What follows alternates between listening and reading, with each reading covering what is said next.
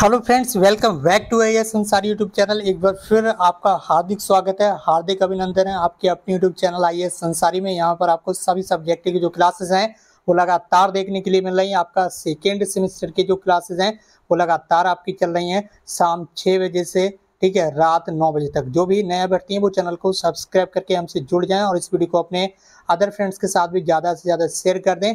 इसके साथ ही अगर आपने अभी तक प्रीवियस यानी कि पिछली क्लासेस को अटेंड नहीं किया है तो फटाफट चैनल पर जाकर पहुंचिए और वहां पर सभी सब्जेक्ट की जो अलग अलग प्लेलिस्ट हैं वो आपको मिल जाएंगे और आप पुरानी यानी कि प्रीवियस क्लासेस को भी देख लीजिए। तो चलिए दोस्तों, ज़्यादा टाइम ना वेस्ट करते हुए आज की इस क्लास को स्टार्ट करते हैं। और इस क्लास का सबसे पहला सवाल आपके सामने स्क्रीन पर आ चुका है और आपसे ये पूछा जा रहा है कि बताइए प्रश्न संख्या 20 कल हमने पढ़ा दिया था, इसके आगे हम यहाँ पर बात करें प्रश्न संख्या 21 से। ठीक है, इसमें आपसे ये पूछा जा रहा है कि शिक्षा के उद्देश्यों का अभिप्राय क्या है। ठीक है, तो शिक्षा के उद्देश्यों का क्या अभिप्राय है? मानव जीवन के प्रत्येक पक्ष अथवा दैनिक जीवन की प्रत्येक क्रिया को सफल बनाने के लिए शिक्षा के लिए बनाने के लिए उद्देश्य का विशेष महत्व होता है। इसके साथ ही बिना उद्देश्य के हम जीवन के किसी भी क्षेत्र में सफल नहीं हो सकते। हमारा कोई ना कोई उद्देश्य होगा, उसी के अकॉर्डिंग हम यहाँ पर आगे बढ़ते हैं। यदि लक्ष्य निश्चित और स्पष्ट होता है तो व्यक्ति की क्रिया उस समय तक उत्साह पूर्वक चलती रहती है जब तक वह उस लक्ष्य को अर्जित नहीं कर लेता है। जिसकी हम किसी भी कार्य को करने के लक्ष्य बना लें कि हमें ऐसा कार्य उस समय तक करना ही है,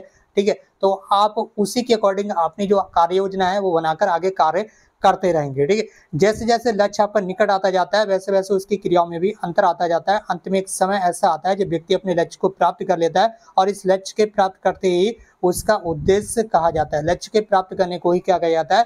उसका उद्देश्य कहा जाता है। ठीक है, इसके साथ ही यहाँ पर आपको बता दें कि जैसे ही आपके ये सब्जेक्ट के क्लासेस समाप्त होंगी उसके बाद प्रीवियस ईयर 2016 से लेकर 2023 तक के जितने भी आपके पुराने पेपर हैं सेकेंड सेमेस्टर के, सारे सब्जेक्ट के वो आपको इसी चैनल पर सॉल्व करा दिए जाएंगे। तो सभी भाई बहन चैनल को सब्सक्राइब करके हमसे जुड़ जाएं। ठीक है, इसके अलावा डीएलएड बीटीसी से संबंधित जो पल की अपडेट है वो भी यहाँ पर आपको लगातार मिलती है। अगला सवाल है शिक्षा के उद्देश्यों की क्या आवश्यकता है, ये आपको बताना। जो शिक्षा के उद्देश्य है उनकी आवश्यकता क्या है? तो जब व्यक्ति को किसी उद्देश्य का स्पष्ट ज्ञान होता है तो उसके मन में दृढ़ता और आत्मबल जागृत हो जाता है। शिक्षा के उद्देश्यों की आवश्यकता क्या है? ठीक है, जब व्यक्ति को किसी उद्देश्य का स्पष्ट ज्ञान हो जाता है तो उसके मन में दृढ़ता आ जाती है और उसके अंदर एक आत्मबल जागृत हो जाता है। इसमें एकाग्र होकर अपने कार्य को पूरे उत्साह के साथ करने लगता है। और इतना ही नहीं, उद्देश्य में शिक्षण पद्धतियों के प्रयोग करने, साधनों का चयन करने, उचित पाठ्यक्रम की रचना करने और परिस्थितियों के अनुसार शिक्षा की व्यवस्था करने में भी ये सहायता प्रदान करता है। इससे व्यक्ति और समाज दोनों विकास की ओर अग्रसर होते रहते हैं। जिससे शिक्षा का कोई उद्देश्य नहीं होता है वह व्यर्थ है। एजुकेशन का कहीं ना कोई एम होगा, कोई उद्देश्य होगा जिस वजह से आप एजुकेशन को ग्रहण कर रहे हैं। ठीक है, तो ऐसी शिक्षा जिसका कोई उद्देश्य नहीं है वो यहाँ पर व्यर्थ बताई गई है। ठीक है, तो शिक्षा के उद्देश्य की यही आवश्यकता है। बाकी अगले सवाल की हम यहाँ पर बढ़ रहे हैं। अगला सवाल आपका प्रश्न संख्या 23, इसमें आपसे पूछा रहा है कि शिक्षा के उद्देश्यों का वर्गीकरण आपको करना है। ठीक है, तो शिक्षा के उद्देश्यों का वर्गीकरण कर देते हैं। शिक्षा के उद्देश्यों के विभिन्न रूप होते हैं लेकिन ये उद्देश्य देश काल और परिस्थिति के अनुसार बदलते रहते हैं।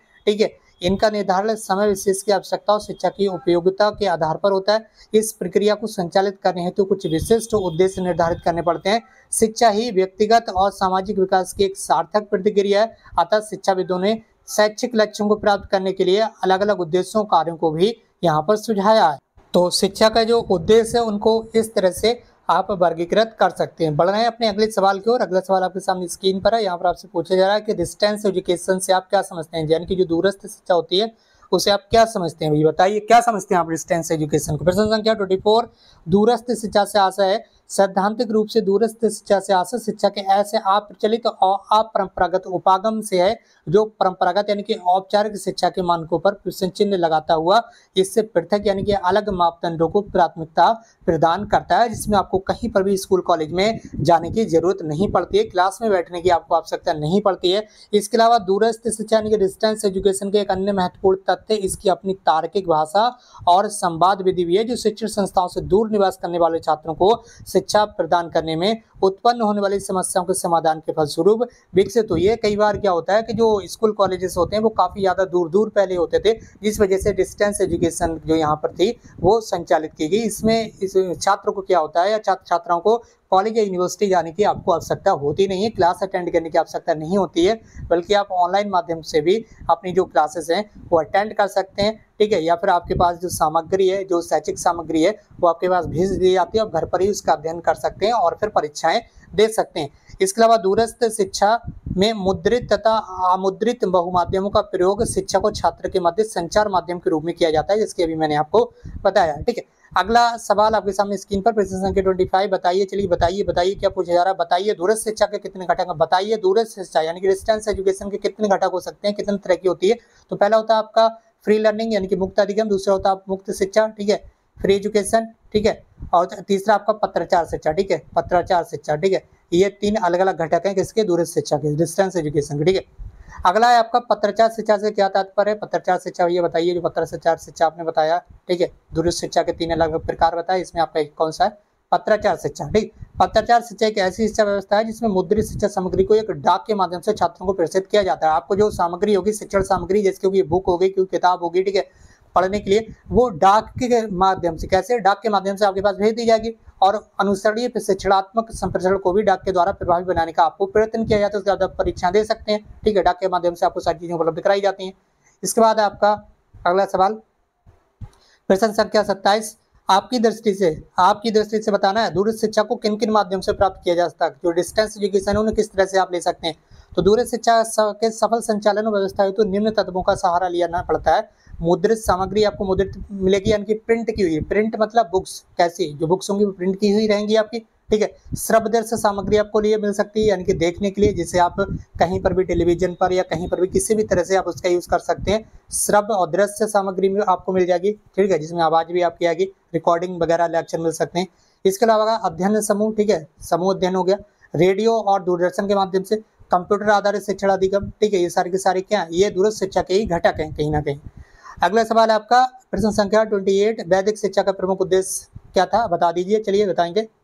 वैदिक शिक्षा का प्रमुख उद्देश्य था मनोभाव। पहले वह इंसान बने, क्या बने, पहले वह इंसान बने, फिर भारतीय ऋग्वेद में कहा गया है पहले वह इंसान बने फिर भारतीय, ठीक है। क्या मनोभाव, क्या मतलब, वैदिक शिक्षा का मुख्य उद्देश्य क्या था कि पहले व्यक्ति इंसान बने फिर वह भारतीय बने, ठीक है। इसका मतलब क्या हुआ, वह मनोभाव बने, ठीक है। तो ऋग्वेद में क्या गया है कि आंखें, नाक, कान आदि में सभी मनुष्य एक समान हैं, पर जो ज्ञानवान हो जाते हैं वे मनुष्य अन्य से श्रेष्ठ यानी कि उच्च हो जाते हैं। जो मनुष्य ज्ञान प्राप्त कर लेता है वो अन्य मनुष्य से उच्च हो जाता है। स्पष्ट यह है कि वैदिककालीन शिक्षा का उद्देश्य व्यक्ति को ज्ञान में प्रवीण करना था। वैदिककालीन शिक्षा का मुख्य उद्देश्य क्या था, किसी भी व्यक्ति या बच्चे को ज्ञान में प्रवीण करना था, यानी कि ज्ञान का उसके अंदर आत्मभाव उत्पन्न करना था। ऐसा ज्ञान जो उसे जीवन संसार के मोह से मुक्ति प्राप्त करने में समर्थ बना सके। सा विद्या या विमुक्ति, ठीक है, क्या कर सके, सा विद्या या विमुक्ति, ठीक है, इसका यहाँ पर बताया गया है। ऐसा ज्ञान जो उसे जीवन संसार के मोह से मुक्ति प्राप्त करने में समर्थ बना सके, इसी को यहाँ पर इस तरह से कहा गया, ठीक है, पंक्ति के रूप में। अगला सवाल, अगला प्रश्न आपके सामने स्क्रीन पर प्रश्न संख्या 29 देखेंगे आप। यहाँ पर क्या पूछा जा रहा है आपसे, बताएंगे आप। प्रश्न संख्या 29, वैदिककालीन शिक्षा के सिद्धांत और विशेषताएं बताना है आपको संक्षेप में, ठीक है, बता देते हैं। शिक्षा पूर्ण तरह से यानी कि पूर्ण रूपेण राज्य के नियंत्रण से मुक्त थी। वैदिककालीन शिक्षा कैसी थी, ठीक है, और इसकी यहाँ पर विशेषता आपको बताना है। तो जो शिक्षा थी वो पूरी तरह से राज्य के नियंत्रण में नहीं थी, यानी कि राज्य के नियंत्रण से फ्री थी। सार्वजनिक और निःशुल्क शिक्षा थी। शिक्षा कैसी थी, सार्वजनिक थी और पूरी तरह से फ्री थी।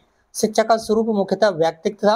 वैयक्तिक विभिन्नता के आधार पर प्रत्येक शिष्य को ज्ञान व प्रशिक्षण दिया जाता था गुरुकुल में, ठीक है।